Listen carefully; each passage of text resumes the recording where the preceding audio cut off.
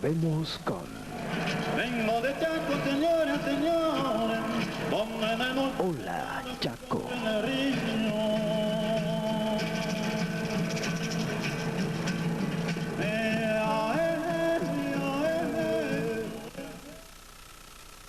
A continuación les presentaremos una entrevista en la que podremos conocer la vida y obra de don Raúl Calvimontes. Es un villamontino que ha escrito su primera obra denominada Datos para la Historia.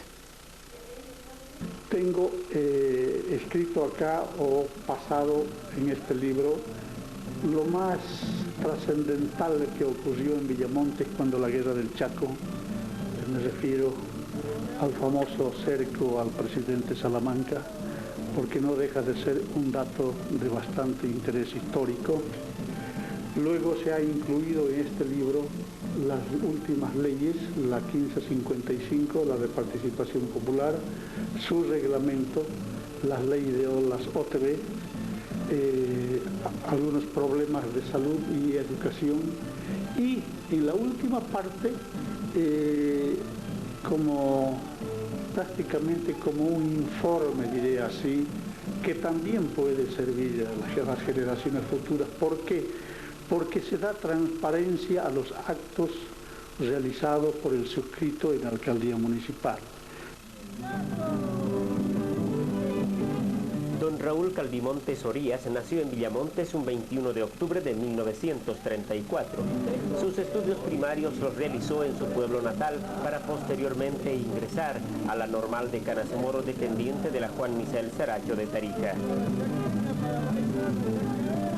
Ejerció muy poco tiempo el docentado, dedicándose más bien a la actividad industrial y privada, fundamentalmente a la producción de carbón vegetal.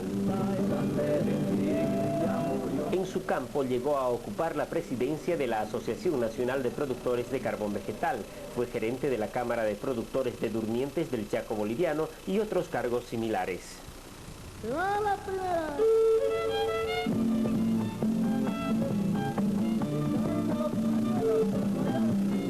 Posteriormente ocupó la Oficialía Mayor Administrativa del municipio villamontino, así como también la presidencia del Directorio de Salud.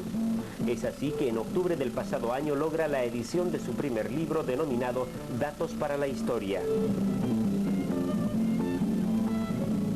En su obra defiende vehementemente los derechos de la tercera sección de la provincia sobre poblaciones que se encuentran a la banda derecha del Pilcomayo, comenzando por San Antonio hasta Dorminí.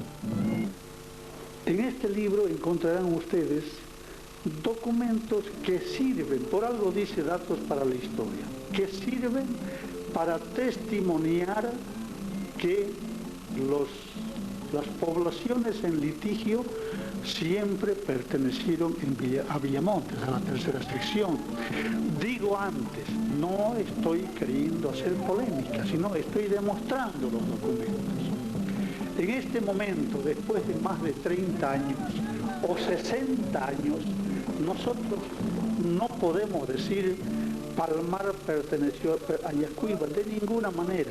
San Antonio con mayor razón. Yo estoy indicando aquí épocas bastante lejanas donde San Antonio de Villamontes, porque así se llamaba, ya pedía al Ministerio de Colonias permiso para su urbanización. Les demuestro un censo poblacional, son documentos no copiados, sino fotocopiados, entonces de ninguna manera hay alteración. Y cualquier vecino o cualquier autoridad que quiera recabarlo los va a encontrar en los archivos de la alcaldía municipal, porque estos documentos habían estado, puedo decirles, archivados entre papelados. Cuando yo me hice cargo de la alcaldía, de la Oficialía Mayor de la alcaldía, una de mis primeras preocupaciones fue ordenar aquel archivo. Entonces en mi oficina hice construir un mueble de tal manera que todos los documentos, las carpetas están clasificadas y allí han de encontrar ustedes documentos sobre el particular. Los ríos, las quebradas, como manifiestan los honorables diputados, inclusive por el Gran Chaco, no fueron nunca límites provinciales, porque no podemos hablar de límites provinciales si después del 1900 recién se ha creado la tercera sección. No podemos hablar de ninguna manera de que el Pilcomayo es el límite territorial de la primera y tercera sección. Las quebradas y los ríos han sido fuente de aprovisionamiento de ese líquido vital que es el agua para los pueblos que fundaron los colonizadores o los evangelizadores, en este caso los franciscanos que llegaron a Caraparí, Caiza, San Francisco, San Antonio, Tarairí, etcétera, etcétera.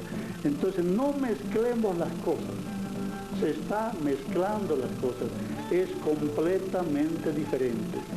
Y lo que podría decir, hablando de esta situación, es que los chaqueños debieran buscar puntos de coincidencia que los una, que nos una, trabajar todo el Chaco, y por qué no decirlo, trabajar todo Bolivia, para que hagamos de este pobre país un país con menos problemas, con más trabajo, con menos hambre, con más salud, con más educación, etcétera, en lugar de estar distrayendo las fuerzas, las pocas fuerzas y recursos que nos quedan en luchas intestinas. Estamos presentando